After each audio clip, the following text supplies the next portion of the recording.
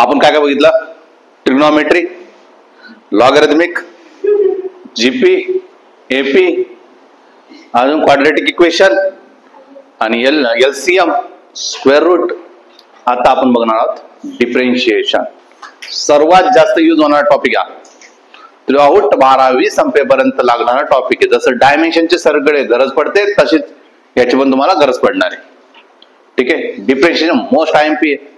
So तुमचे learn झालेच पाहिजे ते फॉर्म्युला. सुरू करायचं. एकदम बेसिक पासून चालू करणार आपण. काय चालू करतो आज आपण? डिफरेन्शिएशन. डिफरेन्शिएशन म्हणजे काय? ऍक्च्युअल मध्ये डिफरेन्शिएशन म्हणजे बारीक बारीक तुकडे करणे. कोणत्या गोष्टीचे बारीक बारीक तुकडे करणे म्हणजे काय? डिफरेन्शिएशन. जसं की हे बुक आहे, हे बुक आहे, या बुकचे सगळे एक एक पेज केलं म्हणजे काय केलं? डिफरेन्शिएशन केलं. या बुकला मी एकत्र केलं, बाइंड केलं म्हणजे मी इंटिग्रेशन केलं. लॉजिक कळालं? इंटिग्रेशन आणि डिफरेन्शिएशन फरक आहे. या बुकचे मी काय केलं? एक एक सेपरेट पेज बाजूला केले तर काय झालं माझं? या बुक पासून डिफरेन्शिएशन केलं. त्याच बुकला पेजेसला मी काय केलं? कलेक्ट केलं म्हणजे काय केलं मी? इंटिग्रेशन. म्हणजे डिफरेन्शिएशनच्या नंतर पुढचा पार्ट कोणता असणार तुमच्यासाठी? इंटिग्रेशनचा असणार. बेसिक लॉजिक तर कळालं इंटिग्रेशन आणि डिफरेन्शिएशनचा. ठीक आहे. चला मग आपण बघणार आहोत डिफरेन्शिएशन. डिफरेन्शिएशन म्हणजे काय? Small part division. बरोबर की नाही? स्मॉल पार्टचं काय केलं आपण? डिव्हिजन करायला सुरुवात केली. त्याला आपण काय म्हटलं? डिफरेन्शिएशन. ठीक आहे. त्याला म्हटलं आपण डिफरेन्शिएशन. मग आपला सर्वात महत्वाचा असतो डिफरेन्शिएबल कोण आहे हे ओळखायचं आपल्याला. काय ओळखायचंय? डिफरेन्शिएबल. बघा, जो डिनॉमिनेटरच्या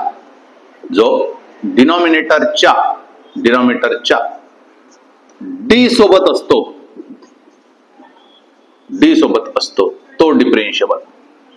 तो डिफरेन्शिएबल. म्हणजे न्यूमरेटर आणि डिनॉमिनेटर इथं असणार आहे. जो डिनॉमिनेटरच्या डी सोबत असतो तो काय असतो? डिफरेन्शिएबल. जसं की तुम्ही म्हटलं डी बाय डी एक्स. मग मला पटकन सांगा डिफरेन्शिएबल कोण आहे? डिनॉमिनेटरच्या डी सोबत कोण आहे? एक्स आहे. डिनॉमिनेटरच्या डी सोबत कोण आलेला आहे? एक्स. मग तुम्ही काय म्हणशाल? Differentiate WRT with respect to. WRT म्हणजे काय? विथ रिस्पेक्ट टू कोण? एक्स. डिफरेन्शिएबल कोण आहे मग आता इथं? एक्स आहे. लॉजिक कळालं? मी जर असं म्हटलं असतं डी बाय डी वाय तर तुम्ही काय म्हटलं असतं? डिफरेन्शिएट विथ रिस्पेक्ट टू काय म्हटलं असतं? Y. D by D T differentiate with respect to T. D by D M differentiate with respect to M. D by D Z तर काय म्हटलं असं तुम्ही? Differentiate with respect to Z. काय doubt आहे? आता याच्या पुढे तुम्हाला डिफरेन्शिएबल ओळखता येईल कारण फिजिक्स मध्ये कोणताही डिफरेन्शिएबल येऊ शकतोय. आता आपल्याला कळालं डिफरेन्शिएबल कोण आहे? काढता येईल प्रत्येकाला. जो डिनॉमिनेटरच्या डी सोबत आहे तो काय? डिफरेन्शिएबल. परत एकदा म्हणतो तुम्हाला हा थ्रूआउट 12वी पर्यंत लागणारा टॉपिक आहे. जेई मध्ये हाच डिफरेन्शिएशन फक्त कोणापुरतं माहिती असतो? डीएक्स आणि डीटी पुरतं. जास्तीत जास्त आला तर टीवाय सोबत. याच्या घेत नाही. फिजिक्स मध्ये काही येऊ शकतं, काही येऊ शकतं. तर आपल्याला माहिती आहे एवढं तर आपल्याला कळालं. तो कोणी येऊ द्या. मग आपल्याला काय बघायचं? फक्त डिनॉमिनेटरच्या डी सोबत आहे जो आहे तो काय तुमच्यासोबत? डिफरेन्शिएबल. सिंपल कॉन्सेप्ट कळाली. डिफरेन्शिएबल ओळखतोय ना आता. नेक्स्ट आहे कॉन्स्टंट ओळखतोय. आता काय ओळखायचं मला? कॉन्स्टंट. कॉन्स्टंट साठी डिफरेन्शिएबल सोडून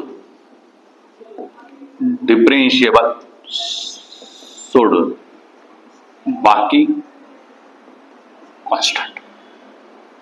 आता डिफरेन्शिएबल ओळखता येतं. जो डिफरेन्शिएबल आहे त्याचा सोडून बाकी सगळं काय होऊन जाईल? कॉन्स्टंट. आता आपल्याला दोन्ही ओळखायचं. एक तर तुम्हाला काय ओळखायचंय? डिफरेन्शिएबल कोण आहे ते ओळखायचं आणि दुसरं काय ओळखायचं तुम्हाला? कॉन्स्टंट. ठीक आहे. बघा मग मी इथं काय करतो? इथं तुम्हाला ओळखायचं डिफरेन्शिएबल आणि दुसरं ओळखायचं इथं कॉन्स्टंट. अशा दोन याच्यामध्ये आपण डिवाइड करणार आहे. मी म्हटलं साइन एक्स आणि डी चा स्क्वेअर. आता मला सांगा डिफरेन्शिएबल कोण आहे? डिफरेन्शिएबल कोण आहे? एक्स आहे ना. मग एक्सचा फंक्शन कोणता आलेला आहे? एक्सचा फंक्शन कोण आलेला आहे? साइन एक्स आलेला आहे. लॉजिक कळालं? डिफरेन्शिएबल कोण होता? Sine x. डिफरेन्शिएबल कोण आहे तुमच्यासाठी? साइन एक्स आहे. टी स्क्वेअर कसा आहे? एक्सच्या व्यतिरिक्त आलेला ना, मग तो काय झाला तुमच्यासाठी? कॉन्स्टंट. टी स्क्वेअर काय झाला तुमचा? कॉन्स्टंट. समजलं का? अजून एखादं example, D by D Y. मी असं म्हटलं वायचा क्यूब आणि साइन झेड, साइन वाय. पटकन का? डिफरेन्शिएबल कोण आहे? वाय. फंक्शन कोणतं आलेलं आहे? साइन वाय आलेला आहे. आणि कॉन्स्टंट कोण आहे मग? काय डाऊट आहे? असं कंपल्सरी राहत नाही आपल्यासाठी की एकच डिफरेन्शिएबल आहे किंवा एकच कॉन्स्टंट आहे. एकच पण डिफरेन्शिएबल किंवा एकच कॉन्स्टंट असले प्रकार राहणार नाही. मी अजून एक एक्झाम्पल घेतो.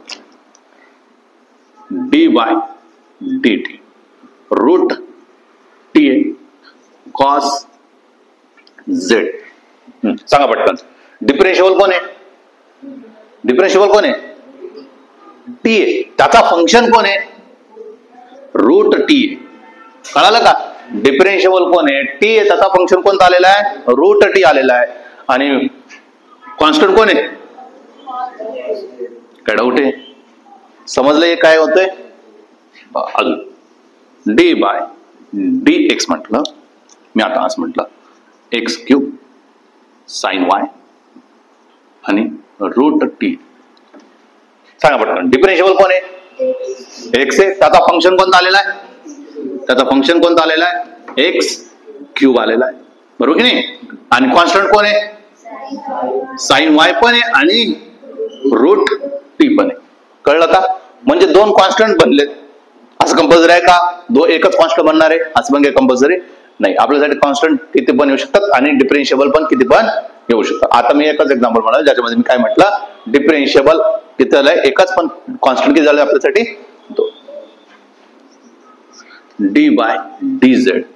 मी असं म्हटलं tan Z T square cos Y. Differentiable कोण आहे? पटकन. डिफरेन्शिएबल कोण आहे? झेड आहे. फंक्शन कोणता आहे? टॅन झेड आहे. आणि कॉन्स्टंट कोण आहे? टी स्क्वेअर आहे आणि कॉस वाय. काय डाऊट आहे? समजलंय? D by D M sine M आहे, टी स्क्वेअर आहे आणि टॅन एम आहे. डिफरेन्शिएबल कोण आहे? डिफरेन्शिएबल कोण आहे? यम आहे. त्याचे फंक्शन कोणते आहेत? साइन एम आहे. पाच एवढंच आहे. टॅन एम सुद्धा काय डिफरेन्शिएबल मध्येच गेलेला आहे. आणि आता टी स्क्वेअर फक्त काय झाला? काय डाऊट आहे? आता याच्यापुढे मला कॉन्स्टंट कोण आहे ओळखता येईल, मला डिफरेन्शिएबल कोण आहे ते पण ओळखता येईल. याच्यामध्ये कोणाला काय डाऊट आहे? समजलंय? नक्की कळालेलं आहे? आता जाणार आपण त्याच्या फॉर्म्युल्यावर. आता याच्यावर कोणाला काय डाऊट असेल पटकन विचारा. डिफरेन्शिएबल प्रत्येकाला ओळखता येईल, कारण की हा पार्ट असा आहे, तुम्हाला हे जर पार्ट कळाला तर तुम्हाला इंटिग्रेशन इझिली जाईल. अदरवाईज तुम्हाला थोडंसं त्रास होईल. त्याला सिरियसली घ्या, ते होऊन जाईल. कळालं? तिथं आपण काय बोलणार? इंटिग्रेबल कोण आहे आणि कॉन्स्टंट कोण आहे. इथं जसं बोलणार पण डिफरेन्शिएबल कोण आहे आणि कॉन्स्टंट कोण, तसे तिथं काय म्हणणार? इंटिग्रेबल कोण आहे आणि कॉन्स्टंट कोण, तेच आहे. आणि मी जसं म्हटलं या बुक नुसार मी काय म्हणतो, एक एक पेज केलं काय झालं? डिफरेन्शिएशन झालं. त्या सगळ्या पेजला मी कलेक्ट केलं, काय झालं? इंटिग्रेशन. म्हणजे एकाला मी पाडलं आणि एकाला काय केलं? मी कलेक्ट केलं. म्हणजे एकमेकांचे कसे उलटे प्रोसेस आहे. एकाला पाडलं सेपरेट केलं आणि एकाला काय केलं? एकत्र केलं. उलटी प्रोसेस आहे. म्हणजे याचे जे फॉर्म्युला आहेत तेच उलट्या पद्धतीने लिहिले तर काय म्हणतात? इंटिग्रेशनचे. त्याच्यामुळं डिफरेन्शिएशनचे फॉर्म्युले एकदम सिरियसली शिका. कळालं? चला सुरू करायचं मग. आता या साईडला मी जागा ठेवतोय जेणेकरून मला पुढची कन्सेप्ट सांगताना मला तिकडचं पार्ट यूज होईल. इकडचं पार्ट मी पूर्णपणे फॉर्म्युले जसं तसं ठेवणार आहे. बघा मग फॉर्म्युले बघायचे. आता कळालं नाही डिफरेन्शिएबल कोण आहे, आणि मी जे पण फॉर्म्युले बनवणार फक्त एक्स चे लिहिणार आहे. तेच तुम्ही कोणासाठी लिहू शकता? वाय साठी सेम, झेड साठी सेम, टी साठी. मी लिहिताना कोणतं लिहिणार? फक्त एक्स साठी. कोणासाठी? सगळ्यांसाठी एक फक्त फंक्शनचा सिम्बॉल बदलतो. बघा डी बाय डी एक्स आहे, डी बाय डी एक्स आहे. आणि सर्वात महत्वाचा फॉर्म्युला आहे आपल्यासाठी हा. एक्सचा पॉवर काय दिसत नाही का वरती? डी बाय डी एक्स आणि एक्सचा पॉवर काय? एन. सर्वात महत्वाचा फॉर्म्युला. आता काय एक्स आहे त्याच्यावरती पॉवर काय? एन आहे, त्याच्यावरती पॉवर काय एन आहे. अशा वेळेस काय होतो, हा एन का होतो पुढे मारून देतो. एन काय होणार आहे, पॉवर काय होणार आहे, पुढे येणार आहे. म्हणजे पुढे येणार म्हणजे काय झाला, हा पॉवर पुढे आला, हा एक्स राहिला आणि पॉवर मधून एक मायनस केलं, -1 झाला.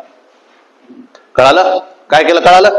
जसं की 3 असता, जर एक्स क्यूब असता तर काय झालं असतं, 3 पुढे आला असता आणि एक्स वरती लिहिलेलं असतं 2 लिहिलं असतं, म्हणजे काय उत्तर आलं असतं 3x². कळालं का.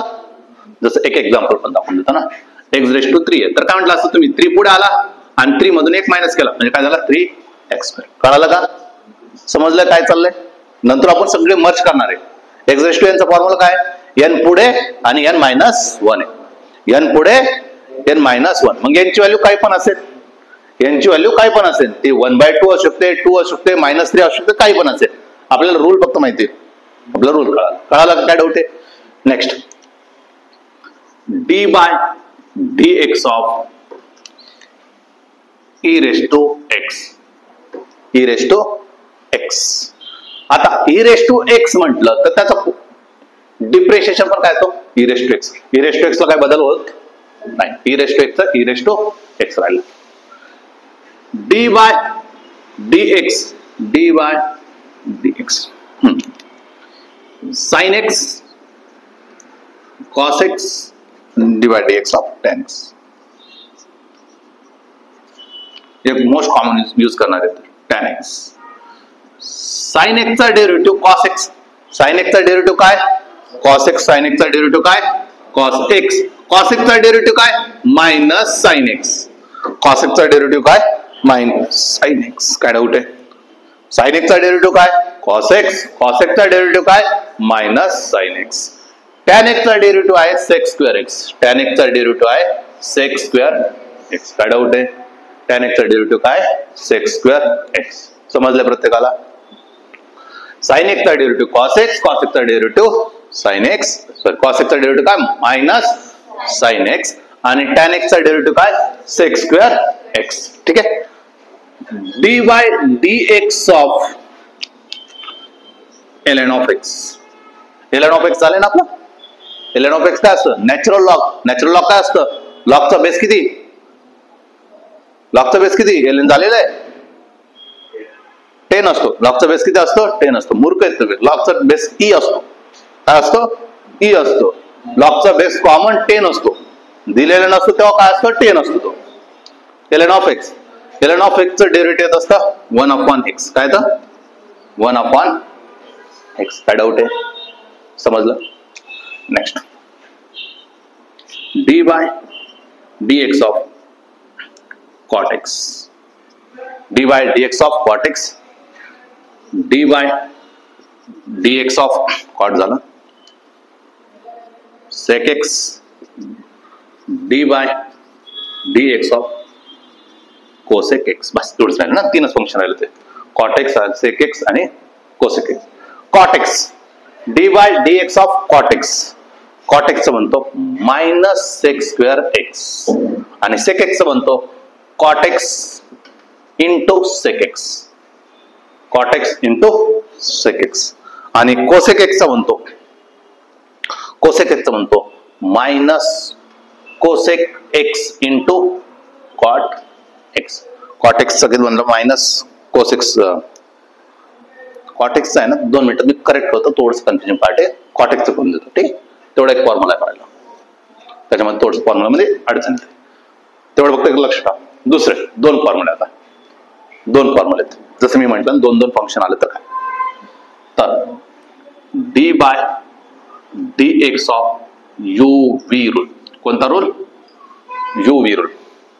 म्हणजे 2 सेम फंक्शन असतील. आता 2 कसे सेम फंक्शन असतील, uv रूल लागतो. u into v. uv rule म्हणजेच काय, u इंटू, एकदम सिंपल आहे. पहिला कॉन्स्टंट, दुसऱ्याचा डेरिव्हेटिव्ह, प्लस दुसरा, पहिला कॉन्स्टंट दुसऱ्याचा डेरिव्हेटिव्ह. पहिला काय u आहे तर दुसरा काय v आहे. मग पहिला दुसरा कॉन्स्टंट, पहिलाचा डेरिव्हेटिव्ह. काय कळालं, पहिला कॉन्स्टंट ठेवला, दुसऱ्याचा डेरिव्हेटिव्ह, दुसरा कॉन्स्टंट ठेवला, पहिल्याचा डेरिव्हेटिव्ह. मग तुम्ही पोझिशन चेंज केलं तर काय अडचण येत नाही. कळालं. नेक्स्ट, डिव्हिजन मध्ये आलं तर काय करायचं, डिव्हिजन मध्ये आलं तर काय करायचं, v/u आलं तर काय करायचं, v/u आलं तर काय करायचं. व्ही बाय यू जर आलं तर लक्षात ठेवायचं आहे यू कॉन्स्टंट, डिनॉमिनेटरचा यू कॉन्स्टंट,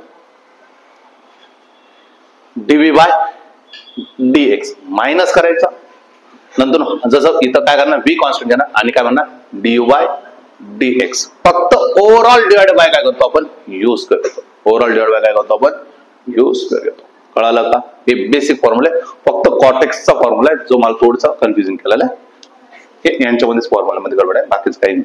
समजलं का? काय डाऊट आहे? समजलं?